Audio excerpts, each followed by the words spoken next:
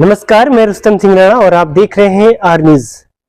इस समय हम बावली साहब में हैं, नारंगता, जहां लाखों पर्यटन हर साल यहाँ की जो एक सुंदरता है, यहाँ की जो एक धार्मिकता है, उसे विजिट करने के लिए आते हैं।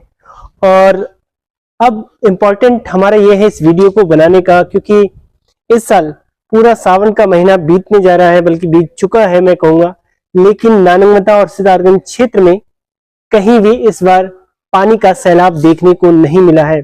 और ये एक तरह से किसानों के लिए और इस जो ये भूमि है, जो तराई एक तरह से जो दलदली भूमि कही जाती है, उसके लिए भी कहीं ना कहीं एक बुरी खबर है।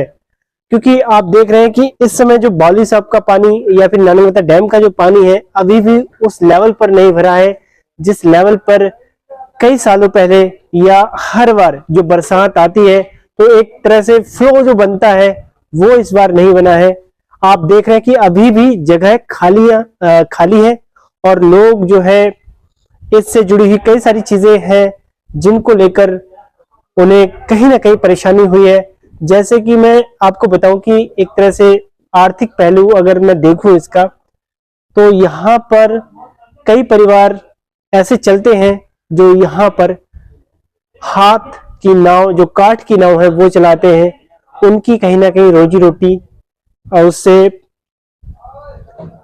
विचलित हुई है। और दूसरी चीज जो क्योंकि पानी सूख जाने के कारण डैम का, वो लोग अपनी रोजी रोटी को नहीं चला पाए। दूसरी चीज मैं ये कहूंगा कि किसान जो इस समय तराई का किसान है, खासकर जो हमारे सितारगंज, खटीमा और नारंगता का जो किसान है, वो कहीं ना कहीं इस समय अपनी खेती में जो दरार पड़ रही है, क्योंकि इस समय धान की फसल लगी हुई है और उन धान की फसल में दरारें पड़ी हुई है, पानी है नहीं, जिससे कि फसल उतनी अच्छी नहीं हो पा रही है।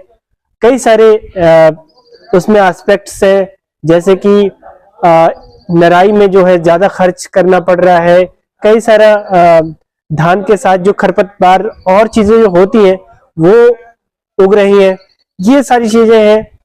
दूसरी चीज, मैं यहाँ नारंगता डैम का जो एक महत्व बताने की कोशिश मैं कर रहा हूँ, ये केवल पर्यटन की दृष्टि से ही इतना महत्वपूर्ण नहीं है, बल्कि यहाँ पर जो ये पानी ठहरता है, ये पानी ठहरने का कारण ये है कि यहाँ का जो पानी सिंचाई के उपयोग में यूज होता है उत्तर प्रदेश में, और जब तलक यहाँ पर पानी स्टोर नहीं होगा, और जिस तरह से मैं ये कह रहा हूँ कि सावन बीत जाने के बाद भी इस बार यहाँ पर पानी का एक तरह से अभी भी अभाव है, उस लेवल पर पानी नहीं इकट्ठा हुआ है या जमा नहीं हुआ है जिस तरह से पूरे साल भर की सिंचाई इससे हो सके। तो ये देखिए कि कितने सारे एस्पेक्ट इससे जुड़े हुए हैं। यूपी के किसानों को इस बार भी पानी नहीं मिल पाएगा अगर ऐसा ही चलता रहा तो। दूसरी चीज, जो यहाँ पर काठ की नाव में जितने भी एक तरह से आर्थिक पहलू जिनका है, जो रोजी रोटी चलाते हैं, उनकी भी एक तरह से दयनीय हालत है। दूसरी चीज, जो यहाँ पर नया प्रोजेक्ट लगाया गया था स्पोर्ट्स वाटर, खासकर जो नाव लगाई गई थी, वो भी कहीं ना कहीं अब यूज में नहीं है, वहां पर भी लोग अब घूमने नहीं आ रहे हैं क्योंकि पानी है नहीं। तो ये सारी चीजें हैं जिनसे कि इस बार लोगों को, स्थानीय लोगों को, विशेषकर उत्तर प्रदेश के लोगों को नुकसान झेलना पड़ेगा। अब सवाल ये आता है कि ऐसा हो क्यों रहा है, क्या कारण है कि इस बार इतनी वर्षा कम हो रही है, खासकर इस क्षेत्र में। मैं भारतवर्ष में तो कई जगह बाढ़ इतनी सारी आ रही है, उनकी मैं बात नहीं कर रहा हूं, मैं केवल इस जगह की बात कर रहा हूं, इस लोकेशन की बात कर रहा हूं, खासकर खटीमा, सितारगंज और नारंगता क्षेत्र की। तो यहाँ के किसानों को उस लेवल पर पानी नहीं मिल रहा है जिससे उनकी फसल एक तरह से अच्छी तरह से ग्रो अप करे। और दूसरा ये कि इसका कारण जो है कि इस बार वर्षा यहाँ पर कम हुई है, और जिसके कारण यहाँ पर जो भी नाले हैं, जो भी तालाब है, या फिर यूं कहे कि ये नानक सागर डैम है, वो नहीं भर पाया है। इसकी वजह ये है कि हम लोग, जो खासकर स्थानीय लोग जो हैं, उसमें हमारी बहुत बड़ी गलती है कि हम लोग जलवायु परिवर्तन को लेकर इतना सीरियस नहीं है। बल्कि हम जो जंगल को लगाने की बजाय जंगल को काट रहे हैं।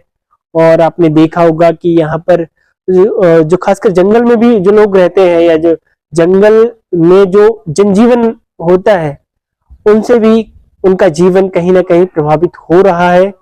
तो एक तरह से ये क्लैश की स्थिति बन रही है। मानव जीवन का जो प्रकृति के साथ नाता है, रिश्ता है, वो कहीं ना कहीं एक तरह से वो कमजोर कड़ी पड़ रही है। और जिसके कारण ये सारी परिस्थितियां या फिर यूं कहें कि ऐसे परिणाम हमें भुगतने पड़ रहे हैं। तो हमारा उद्देश्य ये है कि आप इस वीडियो के माध्यम से ये देखें कि हम लोग कहाँ कहाँ पेड़ पौधे अधिक से अधिक लगा सकते हैं, जिससे कि हमारा वातावरण, हमारा पर्यावरण एक सुंदर और जो तराई क्षेत्र की भूमि है वो उसकी महत्वता दलदली बनी रहे। और यहाँ की जो भी प्रकृति से जुड़ी हुई जो भी चीजें हैं वो एक तरह से जीवित रहे। इसी कड़ी से हमारी वीडियो को देखकर आप ये अंदाजा लगा सकते हैं कि हमारा जो एक तरह से चिंता है वो पर्यावरण को लेकर है। और हम आपसे ये गुजारिश कर रहे हैं, जो भी इस वीडियो को देख रहा है वो अधिक से अधिक पौधे लगाए, पेड़ लगाए, ताकि हमारा पर्यावरण और हमारा जो एक मानसून चक्र है वो बना रहे।